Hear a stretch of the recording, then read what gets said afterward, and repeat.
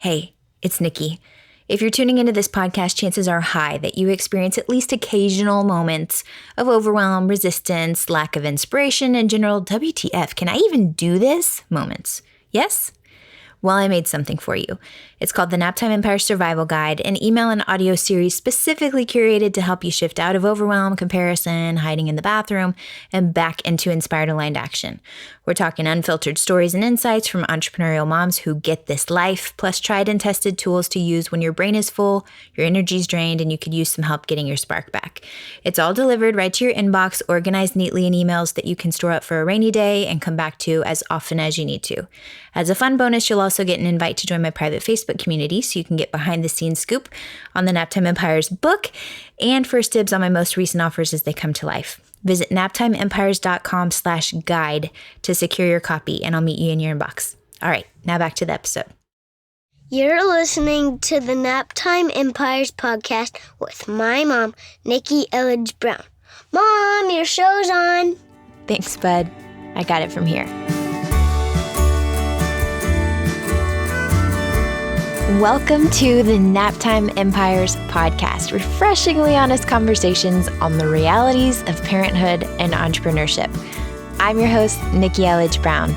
Let's get started. Ticora Davis is an intellectual property advocate, attorney, author, speaker, wife, and mom to 2 toddlers. Her life's passion is to push people into their purpose and help them protect their big ideas along the way. She founded the Creators Law Firm in 2017 to help experts and entrepreneurs protect their brands so they can grow their businesses with peace of mind. Then she launched the Business Bakery in 2019 to put the best legal tools and business trainings into the hands of up-and-coming business owners. Ticora's work has been featured on VH1, Black Enterprise, and in partnership with Facebook. Hello. The Creators Law Firm has helped hundreds of business owners, including me, secure their brand and proudly boasts a 98.5% success rate for trademark registrations, which is amazing. In this conversation, we cover how being laid off after having her son sparked her to a whole new level of success, her experience applying for over 100 jobs, facing depression and imposter syndrome, the divine message that finally inspired her to go out on her own, why she describes preparation as the highest form of faith. I love that. The story of when VH1 came calling when she had just opened her new firm and how all that came together, her best tips for dismantling perfectionism and activating courage, what inspired her to write her first book, Planted to Produce, and how she shifted from hustle mode to leading a super capable team so that her business doesn't depend completely on her. Super inspiring conversation. I think you're going to love Ticora. Enjoy. All right, Ticora, we're live, not live. We're live in our life right now, but we're recording this for the future. And I'm so excited to have you on and just to share more about your story and your business and your family and your book. I have my own copy, which is really exciting. I feel like a talk show host, like to have the book in hand while we're doing the interview. So there's lots we can talk about.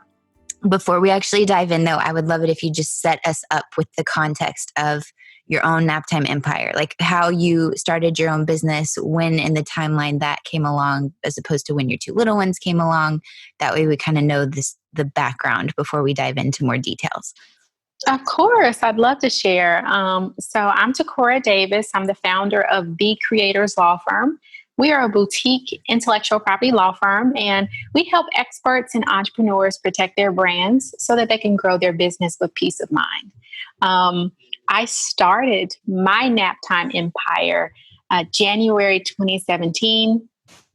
I had a 7-month-old baby on my hip at the time of launching my law firm, completely and totally terrified, had zero experience with entrepreneurship or really starting a business, outside of some, things that I kind of picked up along the way.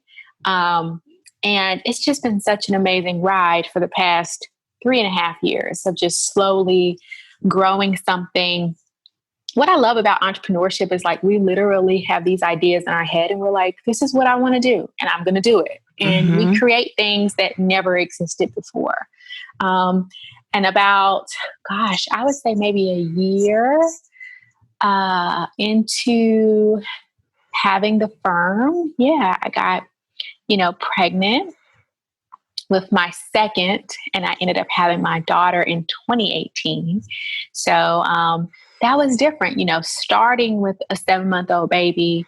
I remember like nursing my son while like working on my website and working on trademark. Entrepreneursing is what I'm calling it. Entrepreneursing. I love it. Yes, I was entrepreneursing, and just really grinding and just trying to make a way, and just learning things along the way. And I remember those beginning days and just thinking like, I don't know what this is going to be, but I do believe that I have something special to offer the world, even though it didn't really feel like the previous places I worked for saw what was inside of me, the potential, my passion, how I could help be a problem solver. And sometimes, people give you the gift of doubt. And, we look at people who doubt us a lot of times as something that's negative, like how could this person, they don't think highly of me, or they don't think that I'm capable. And sometimes we step into agreement with those people. We say, you know what, maybe they're right. But really doubt can be a gift. It can be one of those things that fuels you and presses you and pushes you to, move and do something amazing, so I kind of felt like that's what happened with me, having, even before I started the firm, I was doing some part-time work with a lawyer. And when I had my son, I guess I should take a step back. This was in 2016. Okay, yeah, I was going to ask what sparked you to do this, like with no experience in building your own business. Yeah, let's get that story. Yeah. So that story is, I was working as an intellectual property analyst in 2015, when I got pregnant with my son. We were super excited. It was our first child.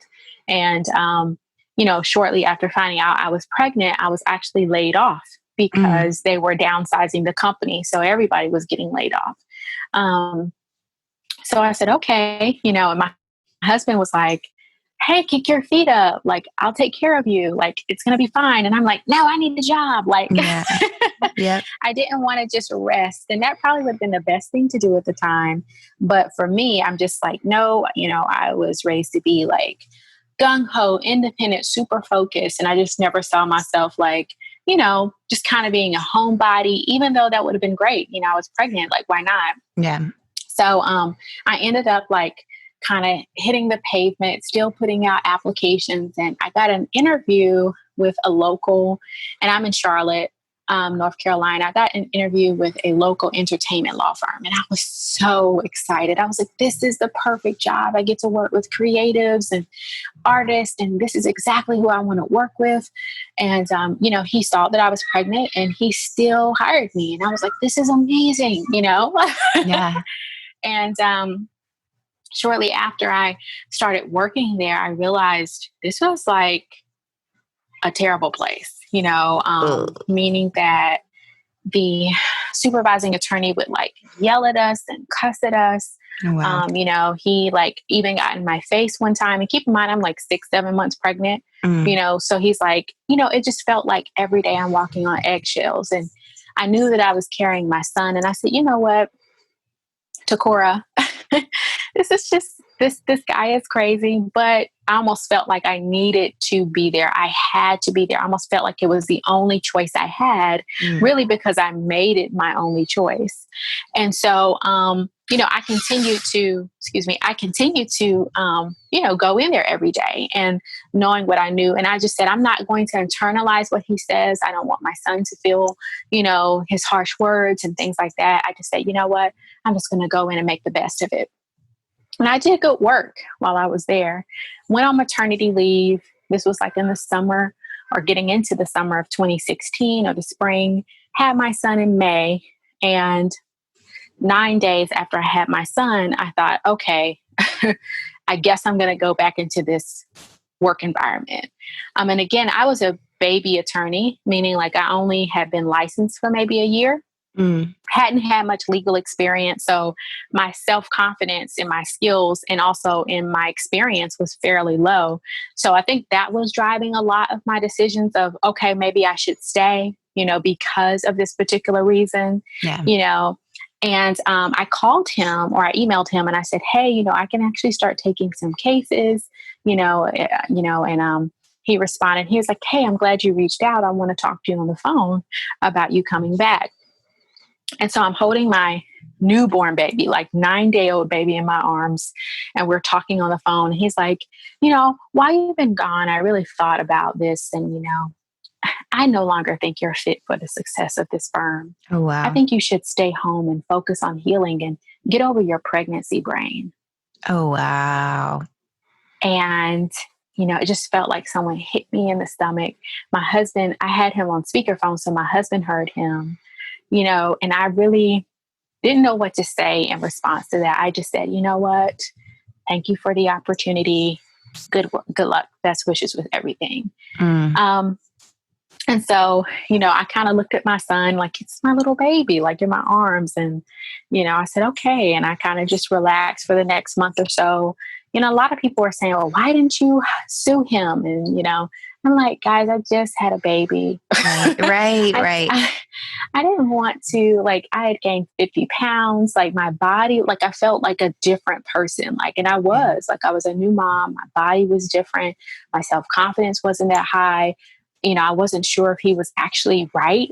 Maybe I'm not fit for the success. Then I thought suing someone is emotional and it's costly and it's really my word against his. I didn't record what he said. And so I said, I'm just going to let my revenge be my success, And so shortly after that, I ended up starting to do some contract legal work, maybe making $18, $20 an hour. And although there's nothing wrong with that as an attorney, going to school and thinking about the type of salary and the income I would be making, it was not enough to cover student loan payments. Yeah, it wasn't something that, I thought that I would be in a position of receiving. And so I was doing that. And I thought, okay, I'm going to just start applying for jobs. I know I applied for over 100 jobs and none of those law firms called me back. I applied for jobs and things that I wasn't even interested in doing because I just said, maybe I can just get my foot in the door and someone will give me a chance and I can try to do some stuff. And it just didn't work out. And I was just, I remember just driving in the car.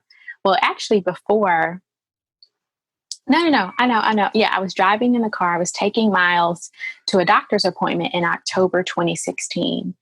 And I just started talking to God. I just was at my wit's end. And I'm sure I looked crazy driving and just having a full-fledged conversation, but I didn't care.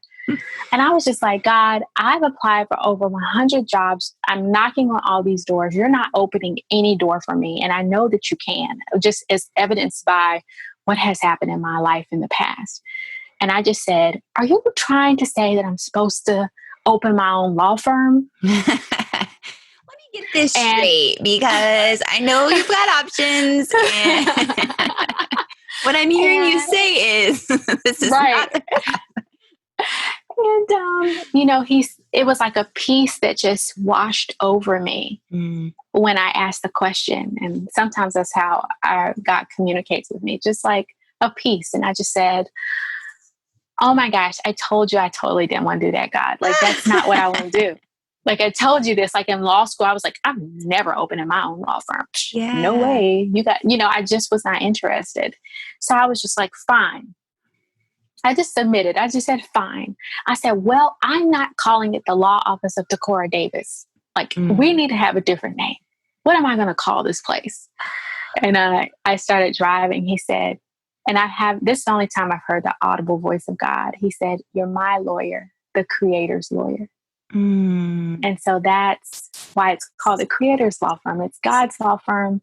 But it's also the law firm for creatives, for creative people. I never put that together. Oh, I'm so glad you're telling this story. That's so amazing. Yeah. And so it just, it gives me chills when I think about it, because I said, oh my goodness. I said, okay. And I thought maybe the creator's lawyer would be like my moniker that I go by. And then I realized, no, it's also the name of the firm. And, I still was kind of like figuring things out and, trying to say, okay, well, what am I going to do? And I kept going into that contract, working those contract positions day in and day out. And I felt like this depression trying to sit in on me because I wasn't sure when I was going to start the firm. And this is still maybe October, November of 2017.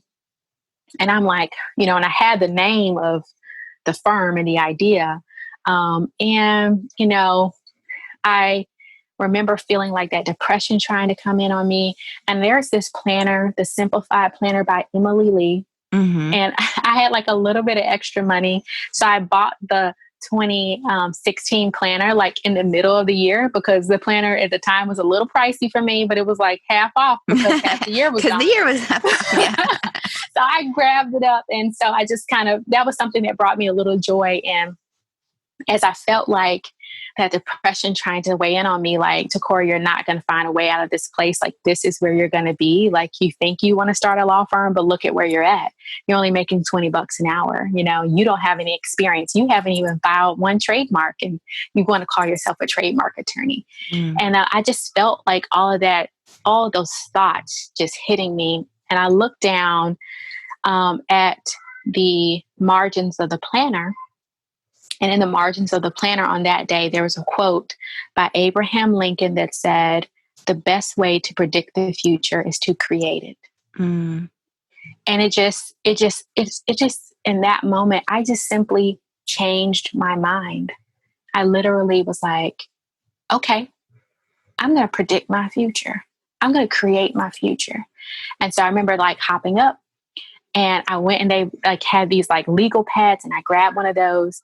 And I'm right-handed, but I had to like view all of these documents like on the computer. And like it literally, when you work as a contract attorney, what you do is like you literally read emails, and then you just like click the emails like, this is responsive to a lawsuit, that's not responsive, this isn't. So it's like literally doing that for 10 hours a day or 8 hours a day. So I said, okay.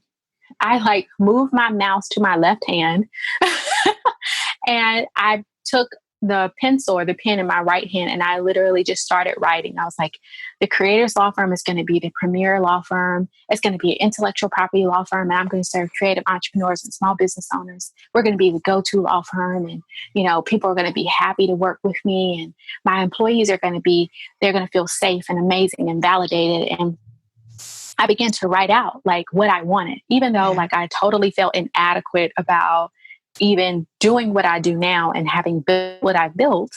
In those moments, like in that season of just darkness and just really not being sure, like I had to activate my faith. And the highest form of faith is preparation. You're preparing for something that hasn't happened yet. You're hoping for something that hasn't occurred yet. You're preparing for the clients and the customers that have not yet purchased. Like it is all this faith walk in something that is much greater than you, but it lives in you. And so in that moment, I just had to prepare. And the first thing that I was preparing was my mind, like the vision, like, can you actually conceive and conceptualize what you want? Because if I know what I want, I can go after it. And so I would just write every day. And then when I would walk into the building, I used to walk in and dread walking in there, but I started to get happy. I would walk in and like, I would get on the elevator with like these snooty attorneys and they wouldn't even speak to me. They wouldn't even like look my way.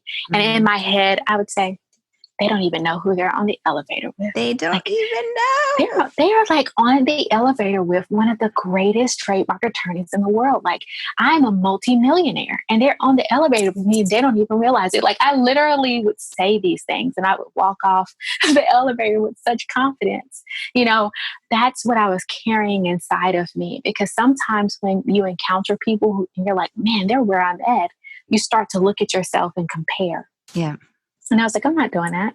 And so I would even walk into the building like, today's going to be an amazing day. Today is one day closer to me opening my law firm. Like every single day that I went into the place that I was working, I realized that that was one day closer to my destiny.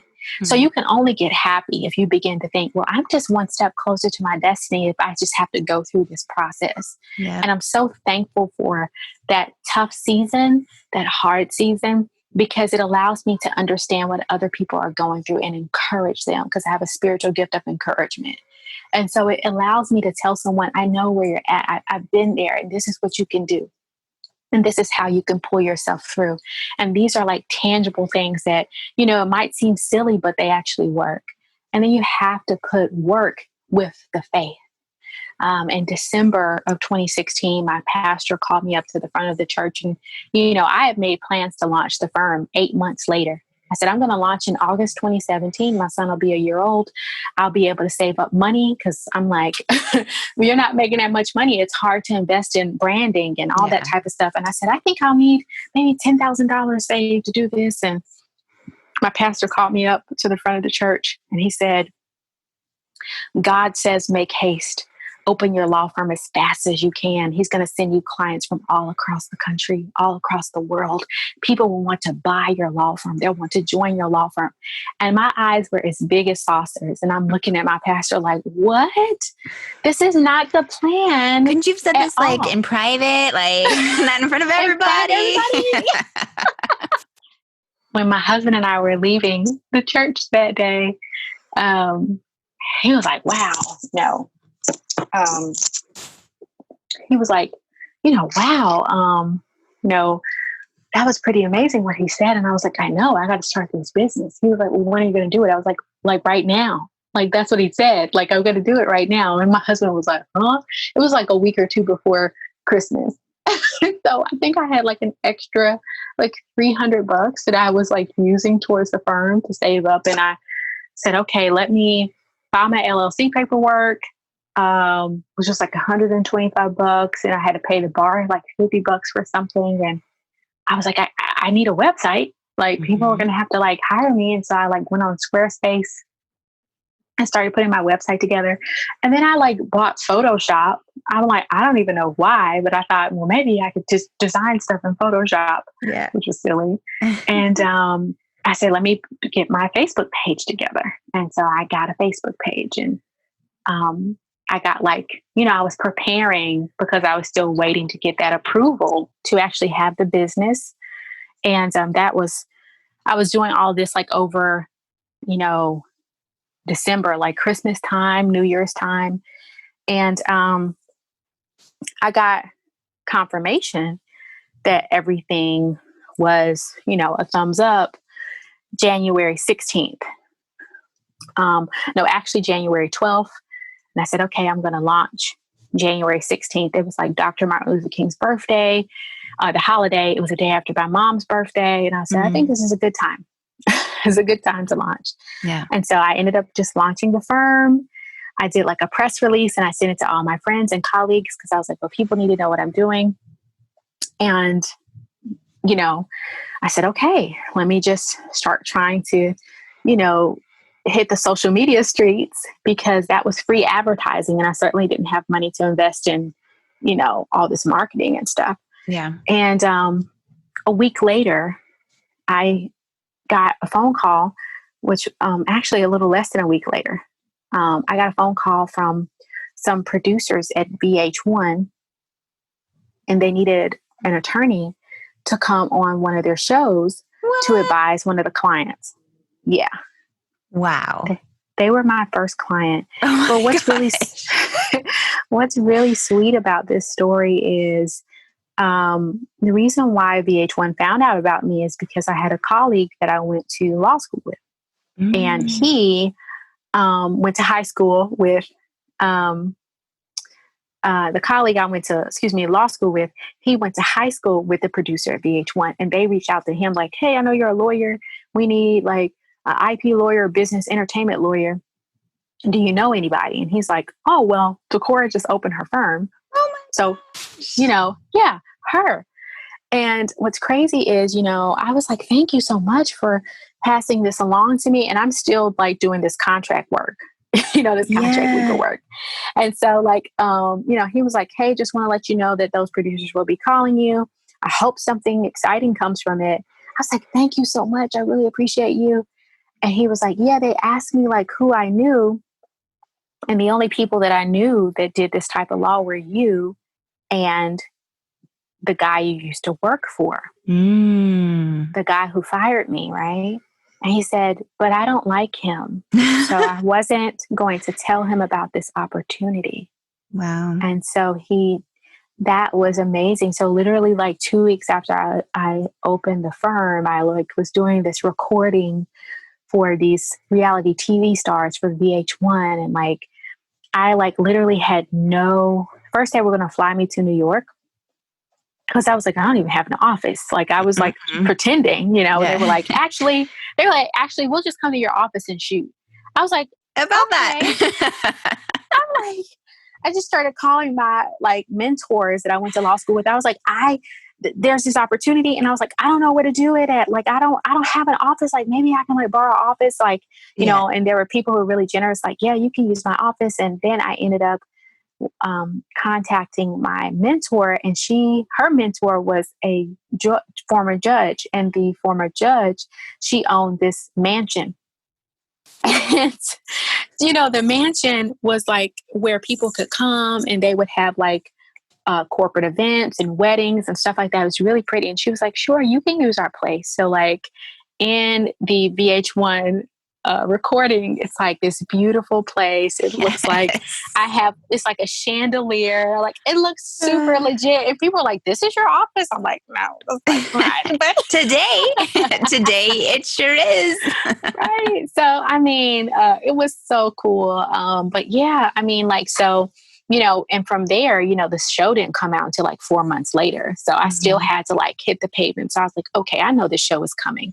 And when the show airs, it's going to give me a legitimacy, a stamp of approval in the minds of my ideal clients. But before that even happens, I should really be getting myself out there and trying to do really good work. And so that's what I spent the next few months doing. Just, I got into B school, and that was so great because I started to learn, this is how you build the foundations of a business and marketing and your website. And I started to implement the things that I learned from Marie Forleo, and that really, really, really, really changed the game. Next thing I started doing was being helpful in Facebook groups. Hey, here's the difference between a trademark and a copyright, or here's some things that you need to have in every contract, just trying to show my value.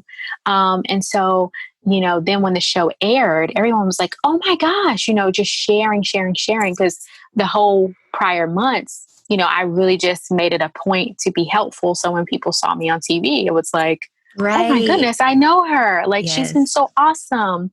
And so that really helped. And so that was all that happened in the first year. Then, just continuing to improve, invest in myself. After my daughter was born, a few months after that, Facebook reached out because they were having these Facebook community boost events, and they were going to different cities and talking about how Facebook can be helpful when it comes to entrepreneurship and building your business. And they reached out to me and they were like, we would like to have you on a panel, because I was like, I've utilized Facebook to build my law firm and build my community. And so they thought that was really cool. And then they circled back and they were like, hey, do you think would you be interested if we shot a mini documentary on your law firm and how you built your law firm using Facebook? I was like, yeah. Wow. Okay. So they came knocking, and then they followed me around for the day, and they showed how I was doing things in my closet, which is my closet office. And I had a little office and things. So it was still small. It wasn't this huge bustling law firm, but it doesn't have to be, right? But it was showing how I've leveraged these tools on this platform to build my firm. And so it's just I look back at everything and I'm like, what if I just would have sat in fear? What if I just would have just sat there and been, arrested by the fear of the unknown and not knowing what's going to happen and not launching and settling for a place and a position that I knew I was greater than. So I know that's a long story, but it's really hard to like condense it down. But I think every single part of it is important. So. It's just so clear that one of your gifts is encouragement, because you just sharing your story, and even just the way that you're talking, I'm doodling my notes over here with quotes to put in the show notes, and it's like everything that you're saying. Aww. But I just had seen your email last week where it was the highest form of faith is preparation. And that's so beautiful to me, just as I'm sitting here in my studio / guest room / baby's room, and upstairs office looking at this crib, because it's like, even with this pregnancy, when we had just had a couple of losses last year, just to be able to put the crib up, just to be able to tell people, it's like, that is preparation. And it was scary because it's like, okay, we're doing this, which means we're assuming this is going to work out this time, like that she's going to be here and be in this crib, So for so many reasons. And it's just so cool because if you hadn't opened it, if you hadn't made haste, then maybe that buddy would have been like, oh, okay, I know she's going to do it, but she's not doing it yet. So do I have to give this opportunity to this guy? It's just so inspiring to hear that. And I also randomly had a reality TV show. It had nothing to do with my business, but in that first year of business too. So I understand the whole cool. Oh my gosh, I'm doing something that's like really kind of weird. And again, it was weird for me because it was a reality home buying, air quotes, reality home buying show. Cool. In Hawaii. Yeah. But it was like knowing that you've done that and you anchor it in, and you know that it's going to be coming out later and there's going to be more eyeballs on you. And it still airs. That was 7 years ago. It still airs internationally. I'll have like people on Instagram be like, hey, we were just watching you in New Zealand or in Brazil or whatever. I'm like, hey.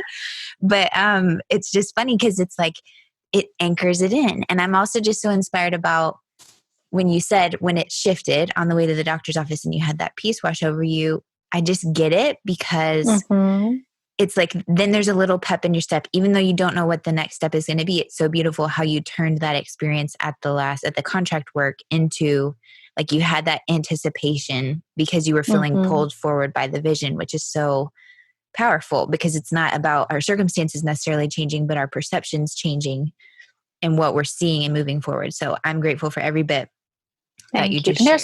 There's so much power in perception. Yeah. Gosh, there's so much in it. And you can be looking at the exact same situation and experiencing the exact same thing that other people are and say, I'm going to have a different outcome, or I'm just going to choose something different because the reality of the situation, it looks one way. It looks bleak. It looks like this is it. This is the end of the road. This is the best you're going to do. But really, it just depends on which reality you're going to choose. Yeah. So how did you shift from like those early days, which again, it's like they were all early days. This is only a few years ago that you were doing this. Like, so what really helped you start to get clients that are, like me and other business owners that were like, okay, I need a trademark. What was it that shifted? Where was it? Word of mouth through the communities that you were in? And like you said, showing up in Facebook groups. And that's how I got started too, and making a name for myself just by being of value. But what was it that worked for you to start really building your client base? Really and I will tell you, I just hustled, and it probably was not the best way to do it. I lost sleep. I was always responding to something. And so really it was Facebook because my marketing budget was zero. Yeah. And so I had to utilize these free platforms like Facebook and Instagram and whatnot to really get the word out about my business. And it's great because, even back then, I don't even think they had Facebook ads, or at least it was something that was so new, people weren't doing them. Yeah. And so it was still an opportunity to make a name for yourself. And I still utilize social media to this day because it's such a great way for people to come through in my funnel. So those in the early days, definitely social media. Then I began to invest in myself. And I think what people are hesitant when it comes to masterminds is that I didn't realize how much access I would have just by virtue of being in a mastermind. So I began to connect with people who, hey, we're all pretty much on the same level. We've all made this investment. And, your coach will often say, oh, well, you should contact my client. Yeah. So my coaches were sending people to me, and that was such a blessing because to have a coach who sometimes my coaches would hire me to do their trademarks, and then they got that experience with me. Yeah. And then from there, then they're telling other people about me. That really helped a lot. And so even though I was investing into a coaching program, I really got a lot out of that. And then it was like a different experience level. Once I started getting into different rooms with people in different circles, it began to expand my network. And so those things were happening. Yeah. What I'm doing now I'm sorry, go ahead. No, I was going to say, now that you mention it, I'm pretty sure that's exactly how we met, because Jada had met you through Rachel, I believe. And so that's how we connected. So I'm grateful for that investment you made in yourself too. So I could circle back. Me too. I'm definitely thankful for that investment, because I've gotten such amazing people who I've been able to serve, and super thankful for that. And I think now what I'm doing is really just building up my personal brand and trying to show that I'm a thought leader, because I'm multi-passionate. I know I have more books in me. I know I'm supposed to start speaking. And again, I'm trying to figure out which way to go with that. And then I even want to do other things, because again, I have had such a positive experience by being able to encourage myself, but also really making a strong concerted effort to kind of like dismantle the perfectionism that has been following me all of my life, because I realized that the perfectionism was causing me not to even show up fully in my business. It was making me afraid to do things or even try to figure things out because I couldn't do it perfectly. Yep. And then realizing that this is a real problem. Like, being a perfectionist is not cute. Yep. It's a fancy way to say you're a procrastinator, right? And it ultimately afraid. It's just, I'm really afraid, but it sounds better if I call it perfectionism.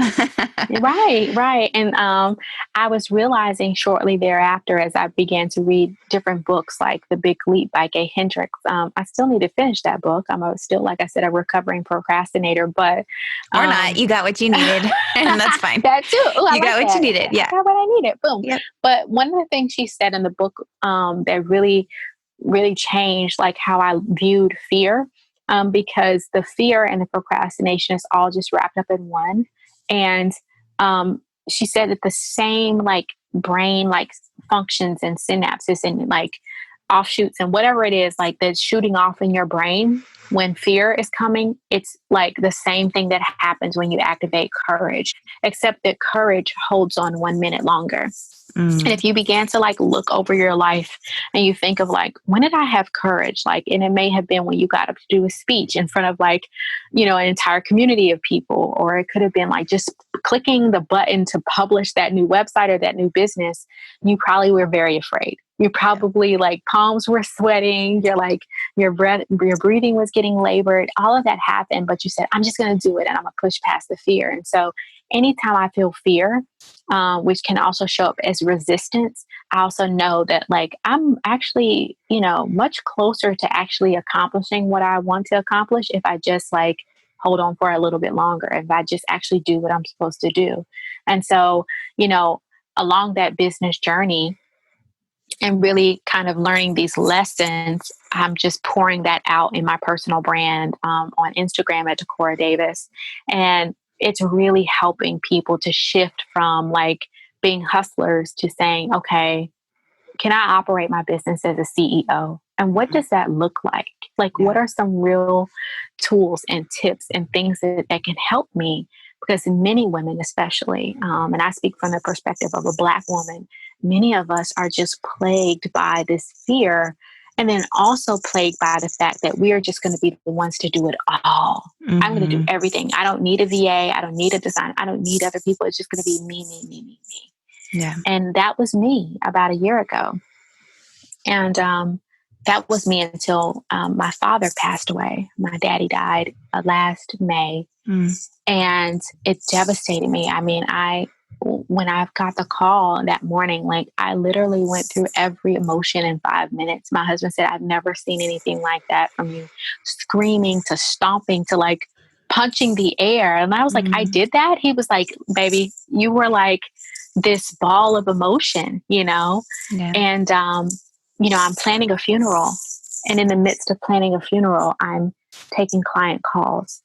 I'm doing trademark searches. I'm doing trademark drafts. And after, we buried him and I began to look at what I was doing, I said, Ticora, what did you build? Like, what did you do? And it was because I was so afraid of hiring another attorney. I was afraid of duplicating my own self in my business. That was allowed me to not grieve my father properly. Mm. It allowed me to be consumed with the business.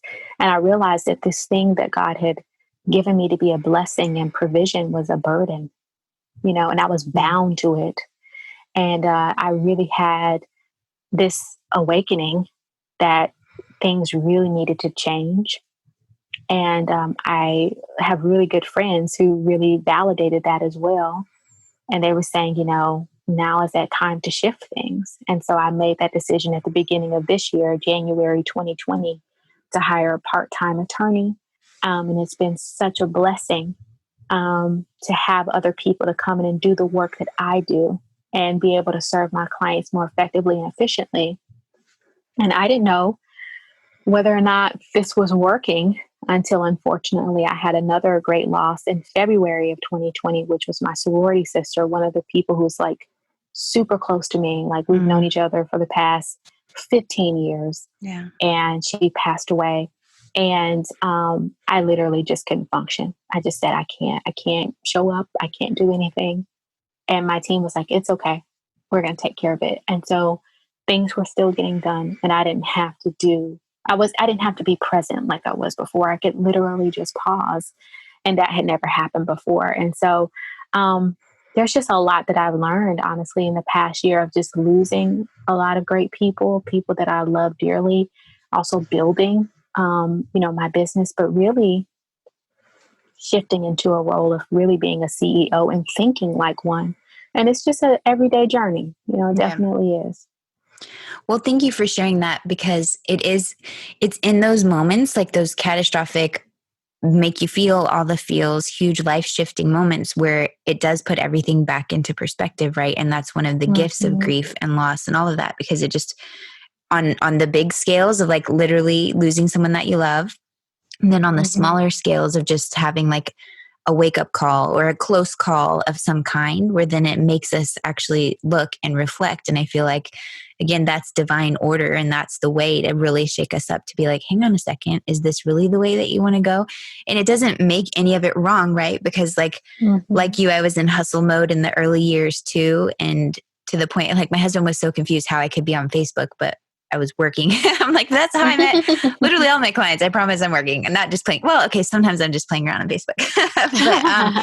but like having that season of hustle mode is what enabled me to be able to save, to be able to help us through this transition from Hawaii to Texas, for example. So it's like that season, there's nothing wrong about it. Even if you choose that's not how you want to move forward, it's like that served, and the hustling served, and you doing everything that you did served, because it helped you be so crystal clear when it was time, like, okay, yep, I'm done with that. That's actually not how I'm going to move forward. And so many people will resonate more with your story because you went through that, rather than if you were like super systemized right out of the gate, and it was like, oh yeah, we never had to worry about that. I don't even know. I can't even relate. So it's like each of those seasons that's literally like seasoning us, gives us the texture that other people can hold on to whenever you are writing your books and sharing your story and stuff. So thank you for sharing all of that.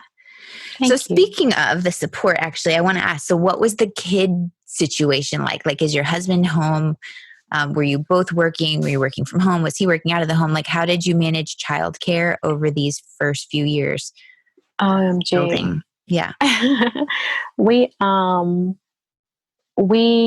I was like I literally, when I got pregnant with my son, I was like, we're going to do this. I'm going to cloth diaper. He is going to be a vegan. Cause I was a vegetarian, like at the time. Right. I was like, he's like not going to have meat. And my husband was like, you're not asking me anything about this child. You're just making up all this stuff, like, as you go. He's going to stay home. He's, so I was just like, I was a little, He's going to be volunteering by age 4 months. Writing And his so, signatures. yeah. And so I kind of, I started to think about it and I did research and I was like, I really, really I would really prefer that, we find someone to come into the home and be able to take care of him. Yeah. And, I was like, I don't know who that's going to be and who I trust. And there were some women at my church and I was like, well, maybe that'll work, but I'm not sure. And my husband was like, oh, a woman that I used to go to church with at my old church, she actually is a sitter and a tutor. And I was like, really? He was like, yeah, she takes care of kids. And I said, okay. And we interviewed her and I had met her before and she's just a delight. So I was like, okay, I know her. And she's, a really nice lady and I like her. And I interviewed her on the phone and asked her all sorts of questions. And I said, okay, I think I'm going to be good with this. And I actually looked into it. I was like, it would be the same amount paying her to pay like a daycare. So it wasn't like I was paying that much more. So I think sometimes people think it, and she's not necessarily an au pair. She just says, I'm a caregiver. So that's what her title is. And I was like, oh, okay, we can afford this. And granted, every single penny that I made went right back to her, but when I was doing things, but so that's been the situation. My husband is a manager at a local energy company. And so he's super busy and he has a team that he kind of supervises and things like that. Yeah. And so there are people who report to him. And, we had the caregiver start with my son when my son was 2 months old, and she's been here ever since. So, that's amazing. So it's been such a blessing. Because I was like, I'm building this business, but I know that if I don't have a peace of mind about who is caring for my children, it's not going to work. It's not going to happen.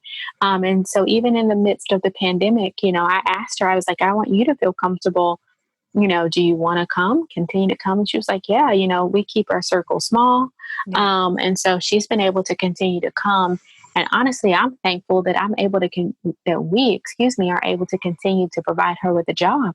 Yeah. Because it's been super hard for a lot of people. So that's been the childcare situation. And that's been huge, honestly, because, my children, have been in the home. And that's for me, for the first couple years, that's been amazing. Then when my daughter was born, my husband had to have another talk with me. And he was like, I really think it's time for Miles to be able to go into a more formal environment, and be with other children. And I just was just so scared, I think, to release him, and we started going to different daycares when I was pregnant and with my daughter. And I remember going to one and I literally started crying in the room with the toddlers, and they were coming up to me, and I was like, I think I'm getting emotional. I need to get out.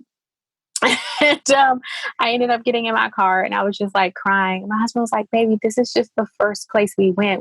We're not committing to this. I was like, it was just, I don't know these people. They're strangers. And right. I was super emotional about it. And then I ended up speaking with a friend and we had lunch, and she was like, oh, my son goes to a Montessori school and I absolutely love it. And her son's name is Cash. So I was like, okay, first of all, cool kid. Okay. He's gotta be cool.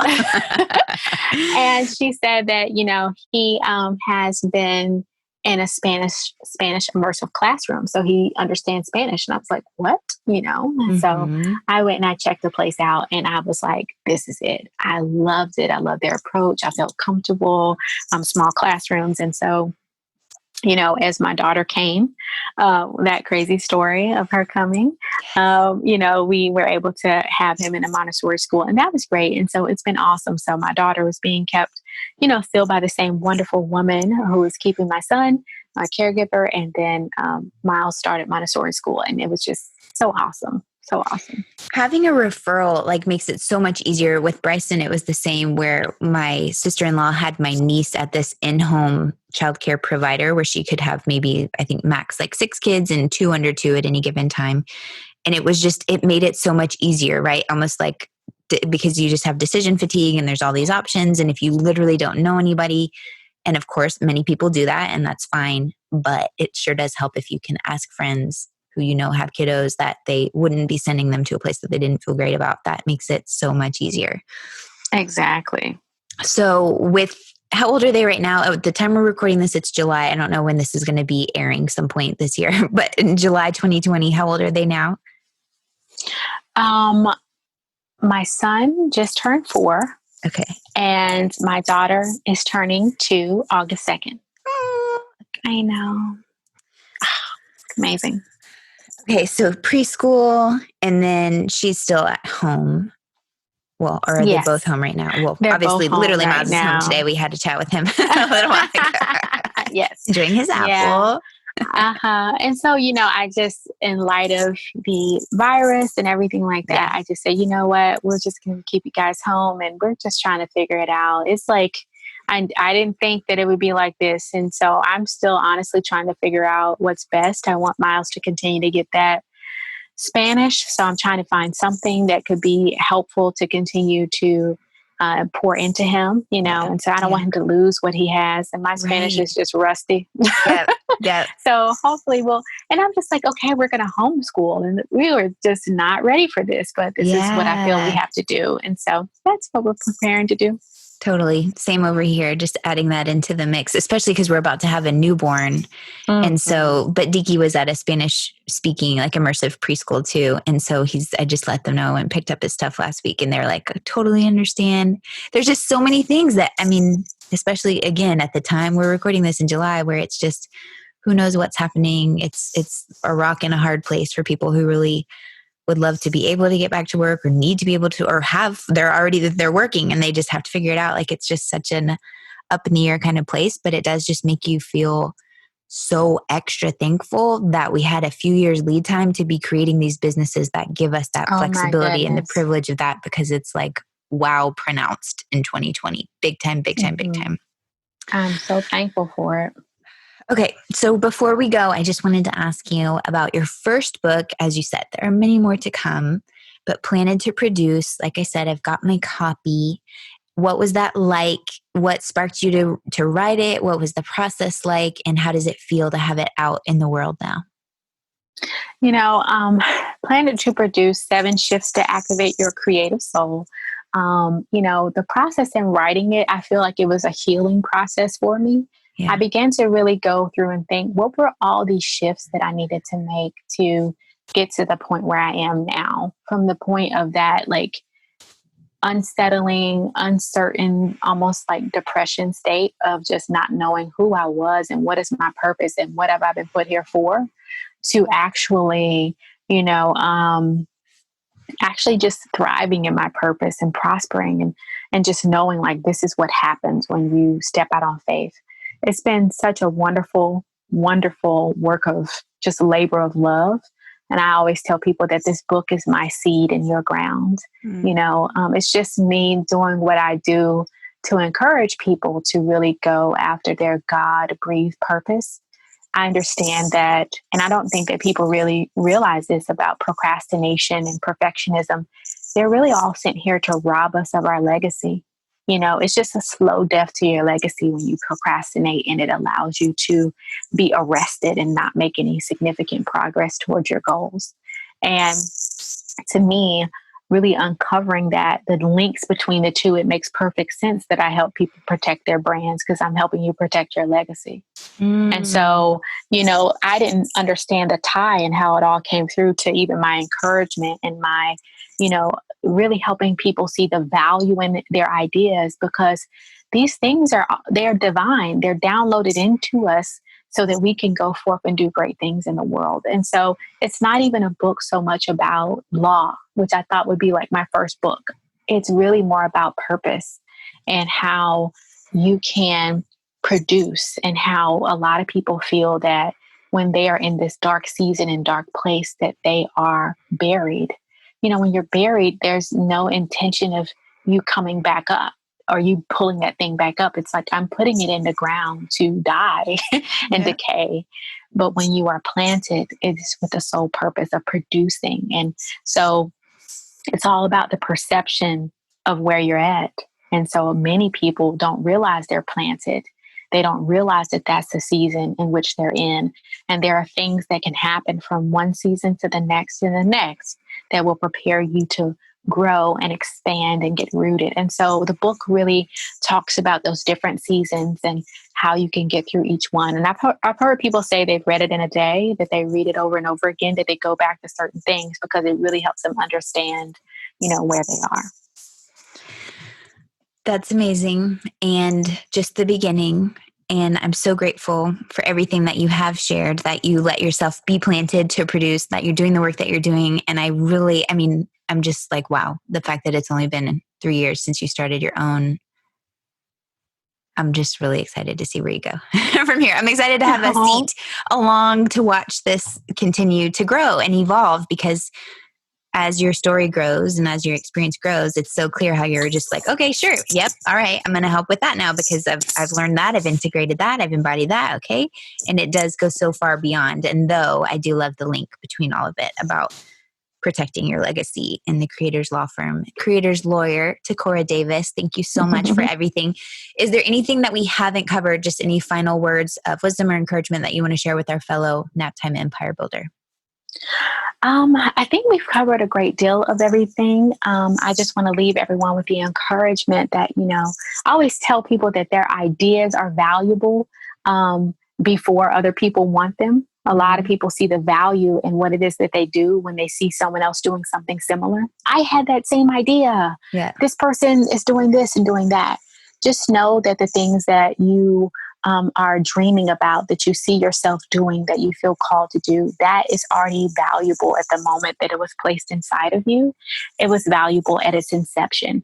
And so, moving forward towards creating a legacy brand and protecting your legacy, those are things that you should do, because what you have created and intend to create is worthy of all of that and more.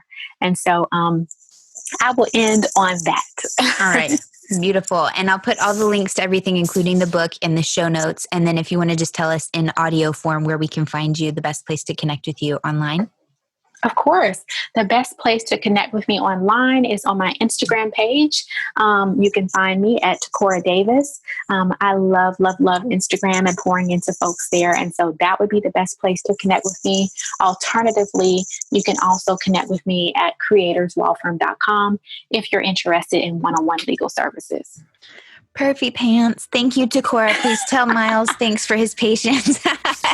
Letting us borrow you for an hour. I will. I have to run because I'm like, oh gosh, I hired this wonderful woman to do a sales training for my team. And so I apologize. No worries at all. Go do it. Have fun. We'll talk soon. Okay. All right. Thanks. Bye.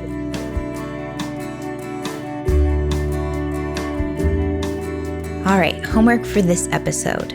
I loved hearing her story and how she went after her vision by writing it into existence. And if you've listened to previous episodes, you probably know I love when I don't do it consistently, but when I do doodle ideas, journal, vision, and all of that, it feels like my pen is a magic wand, right? So I just want to encourage you today to give it a try, writing it into existence. If it's been a while since you let yourself admit what you want to create out loud, use this conversation as your inspiration. Set aside some time today, even if it's just 5 minutes, and let yourself dream on paper.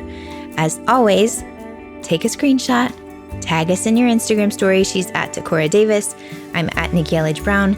And while you're here in your favorite podcasting app, if you have not yet, I would so appreciate it if you would take 60 seconds to leave a rating and review for the show. Whatever your favorite episode is, however you feel when you're listening, I'd love to hear it. I read everyone and so greatly appreciate it. That's it for this time. Catch you in the next episode.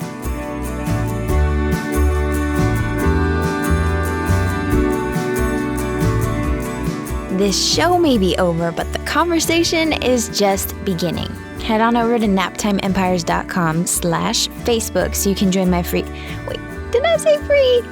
I meant priceless, rapidly growing community of Naptime Empire builders for deeper discussions, behind-the-scenes scoop, and of course, updates whenever I've got new stuff coming up for you. naptimeempires.com/Facebook. See you there. See you next time. Thanks for listening. Good job, buddy.